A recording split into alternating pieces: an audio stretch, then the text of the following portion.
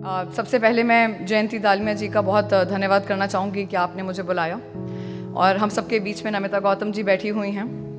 मैं आपको कल से देख रही हूँ और पिछले 1 महीने से आपसे बात कर रही हूँ। इतना ममत्व का भाव आपके अंदर है कि मुझे लगता ही नहीं है कि अपनी मदर और आपके अंदर मैं कोई फ़र्क देख सकती हूँ।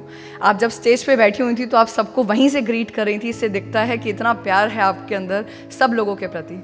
तो मैं अपने आप को बहुत ही सौभाग्यशाली मानती हूँ कि मैं आपके सामने हूँ और बहुत धन्यवाद। नमिता जी के लिए ज़ोरदार तालियां बनती हैं। जितनी तालियां उतनी भूख ज़्यादा बढ़ेगी। बिल्कुल। और Gayatri Rai ji, let me tell you something wherever you are that having such a young person out over here, this gives a lot of women a vision that yes, they can do something big. So it was so lovely when you gave your word of thanks. तो जैसा ऋचा जी ने बताया और मुझे ऐसा लगता है मुझे अपना समय थोड़ा कम कर लेना चाहिए, बट हमारा टॉपिक बहुत मज़ेदार है। अगर आप सब देख पाएँ, उस पर लिखा हुआ है vision for young women by the young. It's been 8 years of experience of me working in the rural sector. मैं 7 साल एक पंचायत की सरपंच रही और 8 साल का मेरा एक बहुत अमेजिंग एक्सपीरियंस रहा है ग्रामीण क्षेत्रों में काम करने का। आप और मैं जिस देश में रहते हैं, यहाँ आज 68% लोग गांव में रहते हैं। यहाँ पे 4.25 लाख गांव हैं, 2.25 लाख पंचायतें हैं। मैं जिस मध्य प्रदेश की पावन भूमि से आती हूँ, वहाँ 80,000 गांव और 22,680 पंचायतें हैं। 68% लोग जब अगर गांव में रहते हैं तो मानिए कि 34% उसमें से महिलाएं हैं। और उसमें कोई आधा काटूं वाटूं तो हम मान के चलते हैं कि 12 से 13%, that accounts to approximately 16.25 crore of young girls, 15 से 30 साल की, जिनके बारे में जिनका विजन जो है आज हम फिकी फ्लो के इस शानदार मंच पे डिस्कस करने वाले हैं। मगर आप लोगों के लिए जानना बहुत आवश्यक है कि ये महिलाओं का दिन, इन महिलाओं के महीने और इन महिलाओं के घंटे और इन महिलाओं के साल कैसे गुजरते हैं। जो इश्यूज़ मैं आपके सामने अभी रखने वाली हूँ, उन इश्यूज़ के बाद मैं विजन के ऊपर जाऊँगी। और इनमें से 80% महिलाओं की यही ज़िंदगी है। क्या है ये ज़िंदगी? सबसे पहली बात ये आती है कि these women, you know, they are usually the care takers of the family. इनके घर में जब भी कोई क्राइसिस आता है, सबसे पहले इनके घर वाले कहते हैं अच्छा तुम यार अपनी नौकरी से निकल जाओ और तुम्हें जो है घर का ख्याल रखना है। ये वो महिलाएं हैं। ये वो महिलाएं हैं जिनको बहुत लिमिटेड एक्सेस है रिसोर्सेज का, अपने खुद के घरों का। ये वो महिलाएं हैं जिनकी बहुत रिस्ट्रिक्टेड मोबिलिटी है। They just have certain hours. मान लीजिए 9 से लेके 2-3 बजे तक ही अपने घर से बाहर रह सकती हैं, उससे ज़्यादा ही अपने घर से बाहर नहीं रह सकती। इनका बहुत लिमिटेड इंट्रैक्शन होता है अपने समाज में। आप और हम तो फिकी फ्लोर अनेक ऐसे इवेंट्स में उठते बैठते हैं, लोगों को सुनते हैं, एक्सपोजर की बात करते हैं, मगर ये वो महिलाएं हैं जो अपने घर के बामुश्किल 15 या 20 घरों में मिल पाती हैं लोगों से, या दूसरे किसी गाँव चले गए तो वहाँ के 4-5। तो पूरे इनके जीवन काल में ये 25 से 30 घरों के अंदर सिमट के रह जाती हैं। ये वो महिलाएं हैं, they spend most of the time on unpaid care and domestic work.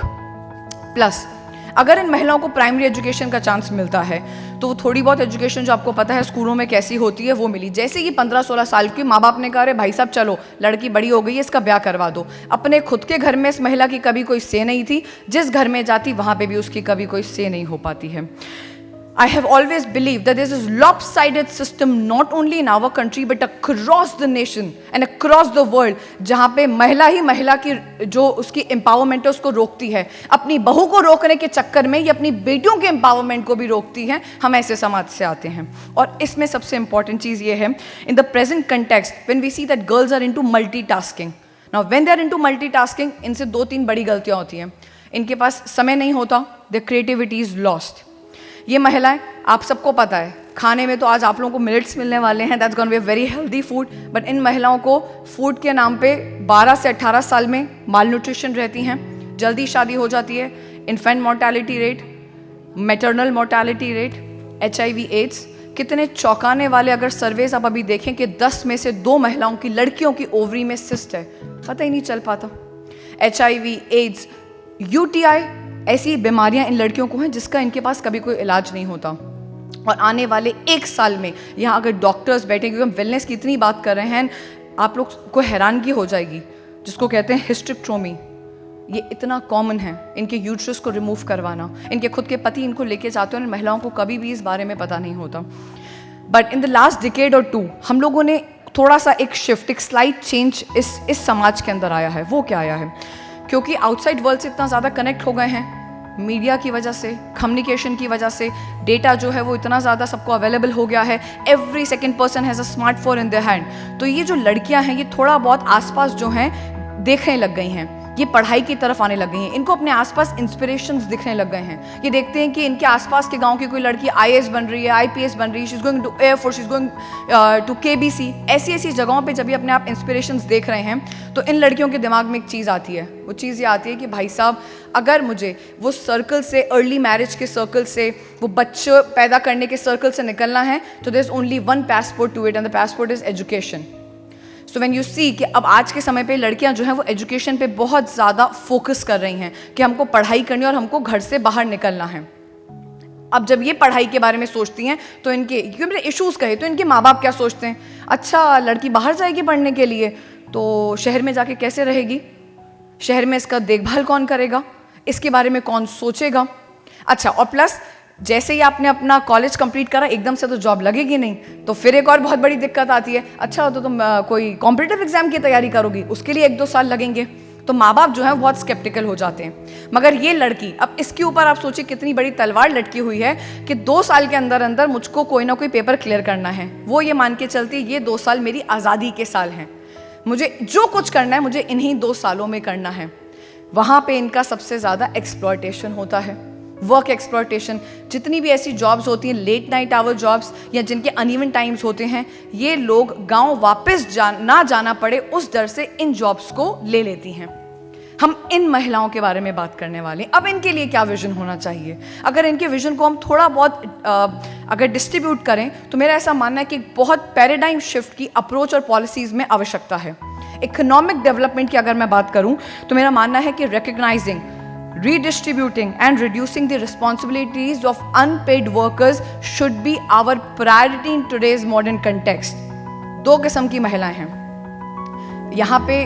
प्रभु जी ने और अनुराग भैया ने 2 बड़े विषय रखे। उन्होंने कहा लिज्जत पापड़, बहुत अच्छी बात है। मेरा आप लोगों से एक विषय है, और अब तो ऐसे चीज़ को एंटरप्रेन्योर कर रहे हैं, ऐसे चीज़ are doing a tremendous job. I come from Madhya Pradesh, Aajeevika mission is like on its zenith as of now today. But there are 2 types of women in the ग्रामीण क्षेत्र। एक तो वो है जिसने बेसिक पढ़ाई करी हुई है, और एक वो है जिसके बारे में थोड़ी देर पहले मैंने बताया, कॉलेज से वापस आती है और अपने घर पे आके बैठ गई है। तो लिज्जत पापड़, जरी जरदोजी का काम हो गया, डोना पत्तल का काम हो गया, और सिलाई का काम हो गया, ये उसके लिए तो ठीक है जो कम पढ़ी लिखी है या जिसने बेसिक पढ़ाई करी है। मगर उन लड़कियों के बारे में तो हम सोचते ही नहीं है जिन्होंने कॉलेज की पढ़ाई कर ली है, जिन्होंने मास्टर्स कर लिया है। उनके लिए क्या, वो तो अपने पिताजी के साथ गांव में कटाई करने के लिए भी नहीं जाना चाहती हैं कि जाएंगे और कटाई करेंगे। और भाई साहब, सब तो सरपंच बनते नहीं है कि पिताजी ने 25 साल की उम्र में कह दिया चलो बेटा ट्रैक्टर लेके चल पड़ो, अपन जरा कटाई सीखेंगे कैसे होती है। So everybody doesn't get a chance. वहाँ पे तो हाथ से ही अपने को कटाई करनी है। हम इन लड़कियों के बारे में क्यों नहीं सोचते? इन लड़कियों के लिए हम कोई कोर्स स्किल प्रोग्राम्स के बारे में क्यों नहीं सोचते? ये वो लड़कियां हैं जिनके लिए अगर हम थोड़ा सा भी इनको मार्केटिंग, एडवर्टीजमेंट, ऑनलाइन ट्यूटोरियल्स के बारे में अगर हम इनको सलाह दें तो इनका इकोनॉमिक डेवलपमेंट कितना स्ट्रांग होगा। इससे बड़ा एक बहुत बड़ा विषय ये आता है कि फिशरी, फार्मिंग, ट्रेड, इसके ऊपर ऑनलाइन जो इनको छोटी छोटी चीज़ें सिखाना। हम एक ऐसे डाइवर्स देश में रहते हैं जहाँ हर 20 किलोमीटर में शानदार खाना, शानदार मसाले बनते हैं, और हम लोग जो है वो मास्टर इंडिया शेफ में शहर वालों को बुलाते हैं। क्यों ऐसा कुछ नहीं होता कि गांव के जो देसी खाने हैं उनको कहीं प्रमोट करा जाए, तो इन महिलाओं का कितना स्ट्रॉन्ग इकोनॉमिक डेवलपमेंट होगा। ये एक बहुत बड़ा विषय है। दूसरा विषय मेरा मानना है कि हेल्थ है। राइट टू हेल्थ के बारे में सोचना चाहिए, ठीक हो कि नहीं हो। ये चीज़ अगर इसी भाषा में उससे कोई बात करेगी कि हाँ तुम्हें ये प्रॉब्लम है, बेसिक हेल्थ के ऊपर तो हम सोचते ही नहीं हैं इन विषयों के ऊपर। ये एक बहुत बड़ा विषय होना चाहिए। और हेल्थ एम्बुलेंस, जिसके बारे में अनुराग भैया ने कहा, this is something that has to be the priority. If you talk to MLAs and MPs, make sure that you do this.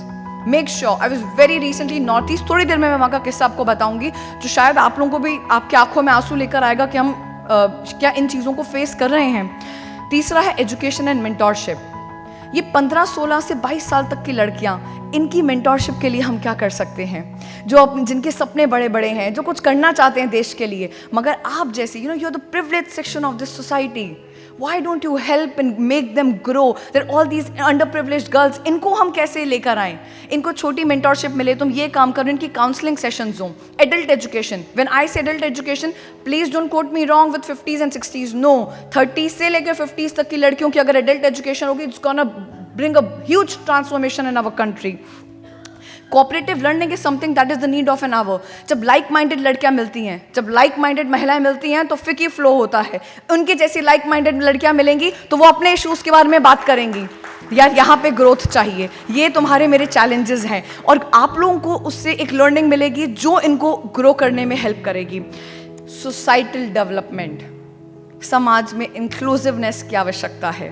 जरी जरदोजी सिलाई की बात आएगी तो कास्ट इश्यूज आ जाएंगे। अच्छा, मुस्लिम महिला है तो जरी जरदोजी का काम शानदार करती है। अगरबत्ती, दोना, पत्तल, लिज्जत पापड़ की बात आएगी तो कहेगा हिंदू लड़कियां अच्छा काम करती हैं। आप में से बहुत सारी महिलाएं गांव में काम करती होंगी, ये आप लोगों ने भी इस इशू को फेस करा होगा।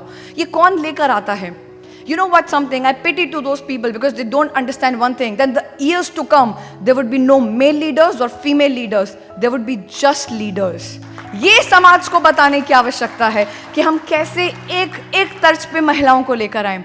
सोसाइटी में जब लड़की ज़्यादा पढ़ लिख जाती है गांव में, अच्छा बहुत ही इनकी बहू पढ़ी लिखी है तो इसको एक्सेप्ट नहीं करना, ये इसका रैशनल थिंकिंग है, नहीं इसको हम एक्सेप्ट नहीं कर पाएंगे क्योंकि इसकी बड़ी रैशनल थिंकिंग है। मैंने आपसे कहा ना, मैं आपको एक किस्सा सुनाने वाली हूँ। मैं भी नॉर्थ ईस्ट में गई थी इंटर बॉर्डर कार्यक्रम के लिए। हम पढ़ी लिखी लड़कियों को एक्सेप्ट नहीं करते, हम ह्यूमन ट्रैफिकिंग में फंसी हुई लड़कियों को कैसे एक्सेप्ट करेंगे? नॉर्थ ईस्ट के दार्जिलिंग से 45 किलोमीटर ऊपर कंचनजंगा उद्धार केंद्र ने 1600 लड़कियों को ब्रॉथल्स से लेकर आए हैं, इवन नेपाल से लेकर आए हैं। जब मैं उनको शायद कोई पद्म भूषण या उनके जनरल सेक्रेटरी को मिला, हैरान करने वाली बात ये थी कि जो मैडम मेरे सामने बैठी थी उन्होंने मुझसे कहा था लड़कियों को लेकर आना बड़ी दिक्कत नहीं है, सोसाइटी में एक्सेप्ट करवाना ज़्यादा बड़ी दिक्कत है। हमारा समाज एक्सेप्ट ही नहीं कर पाता इन लड़कियों को, ये कितना बड़ा विषय है। और सबसे महत्वपूर्ण, right to live with dignity. हम लड़कियों को डिग्निटी नहीं दे पाते, हर समय एक डर से है, फियर है उनके अंदर कि नहीं आज मैं ये कर जाऊंगी तो मेरा पति क्या सोचेगा, उसके घर वाले क्या सोचेंगे। उनको हम एक राइट नहीं दे सकते डिग्निटी के साथ जीने का। इसके ऊपर कौन बात करेगा? इसके ऊपर आप और मुझ जैसे युवा बात करेंगे। इसके ऊपर बात करेंगे कि उनको हमें डिस्क्रिमिनेशन से ऊपर लेकर आना है। क्यों नहीं फिकी फ्लो जो है समाज के इन जगहों पे जाके कुछ ड्राइव्स करे, लोन्स को लेके, बैंक लोन्स को लेके इनकी कैपेसिटी बिल्डिंग करे, इनका ओरिएंटेशन करे। ये इसलिए इंपॉर्टेंट है because the best protection any women on this earth can have is courage. We need to make them courageous, we need to make them determined. You know, in the end I would just like to tell you something कि ग्रामीण क्षेत्र की जो महिलाएं होती हैं वो शक्तिशाली, मजबूत और उद्देश्यपूर्ण महिलाएं होती हैं, मगर असमानता, दुर्व्यवहार और अवसरों की कमी ने, इन चुनौतियों ने व्यक्तिगत उनके विकास को बाधित कर दिया है। और अफसोस की बात इस पूरे समाज में ये है कि इन ग्रामीण महिलाओं के सक्रिय योगदान को और प्रयास को मान्यता नहीं दी गई है। ये पुरुष सबसे इम्पॉर्टेंट एक कड़ी है। मैं हमेशा मानती हूँ कि आपका और मेरा फेमिनिज्म वो है way you and me we help each other grow. Because अगर आप और मैं जो हैं इस समाज के रीढ़ की हड्डी हैं तो L1, L2, L3, L4 वो इस समाज के पुरुष हैं। क्यों ना इस विजन के अंदर हम पुरुषों को जोड़ें कि तुम्हारा भी तो महिलाओं के प्रति, तुम्हारी घर की लड़कियों के प्रति क्या विजन हो, उसके साथ हम मिलकर क्या कर सकते हैं। और एंड में we need to make the society feel that when a woman gets empowered she would add on to the income of the family and in turn they would be the change makers of the society. Let us all together build such a country where we can together help all the underprivileged grow. And I would end with a very beautiful 2 quotes. मुझे पसंद है ये शायरी, वो ये है कि शहर में तो रुखसती दहलीज तक महदूद है, महदूद होता है रुक जाती है। अब आपके घरों में जब लड़कियां ब्याही जाती हैं तो जब भाई जो धक्का लगा रहे होते हैं गाड़ियों को, तो शहर में तो रुखसती दहलीज तक महदूद है, हमारे गांव में लोग पक्की सड़क तक छोड़ने गए। मैं ऐसे ग्रामीण क्षेत्र से हूं। बहुत धन्यवाद। नमस्कार। भारत माता की जय। Thank you so much. Vande Mataram.